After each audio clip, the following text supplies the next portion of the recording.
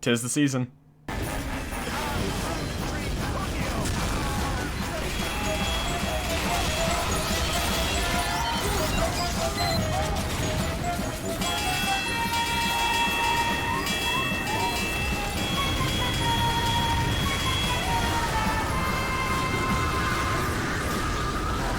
You know, I had this whole thing lined up. I was going to talk about all different sorts of Halloween events and games. What games do it right, which ones do it wrong, you get the gist.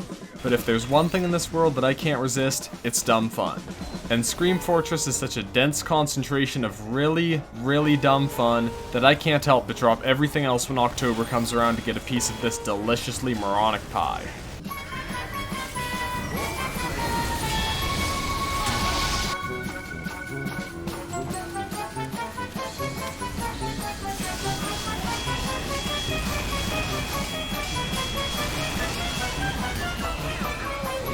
Also, the bots are gone, so I can actually play this game again.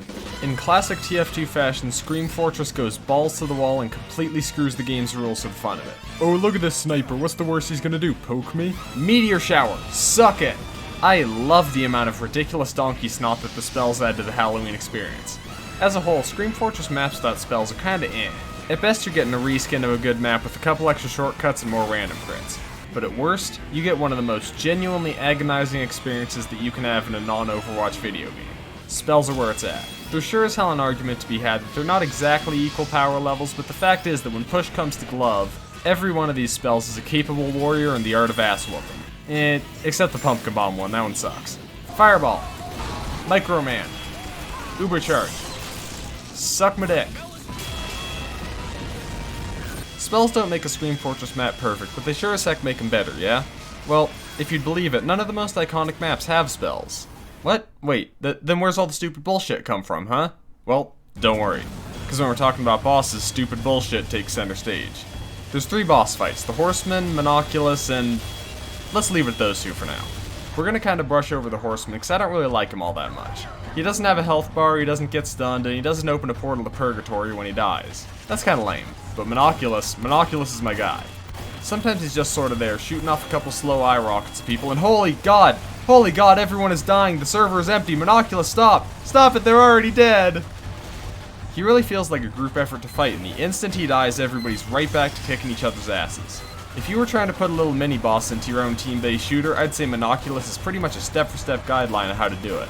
He's simple, but he has a bunch of cool stuff like portals and mood-based difficulty that make him a dynamic and replayable experience. Anyway, that's all the bosses. I don't really think I forgot. Marasmus the Wizard has come for your soul. Hey, Marasmus, I see you, buddy.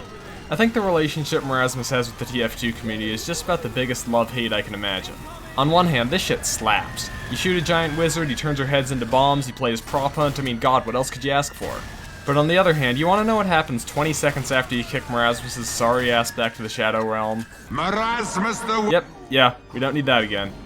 He comes back again and again and again, and it's a fun-ass boss fight. It takes a bit before it gets old, but playing a full round of Ghost Fort is like a half-hour commitment, and you spend the better half of that praying somebody drops an EMP on Valve's server room. Oh, hey, I just remembered something.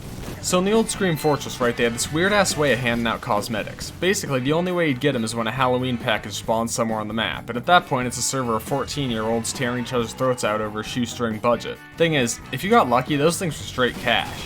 God, I mean, you got a chicken Kiev out of one of those things, that's $60 today. Anyway, I always think that's funny, it's just crazy to imagine that that was ever a thing. System's way less stupid now. You get contracts that pretty much tell you to go to a certain map and play the game, which is great because I probably wouldn't play anything other than Harvest Event if the game didn't push me.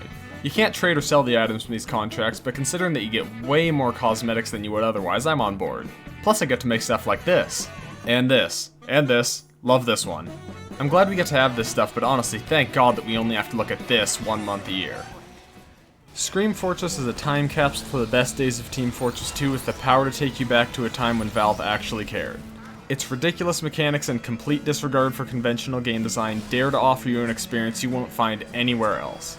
It seems like a bygone era that a big game studio would try something so audaciously stupid, so blatantly risky, but I have faith that one day we might be able to make a return to games that aren't specifically engineered to be the equivalent of unflavored oatmeal. And when we do, when multiplayer shooters are ready to take risks again, I hope we can look back to Scream Fortress as the guideline for unrestrained, unmoderated bullshit.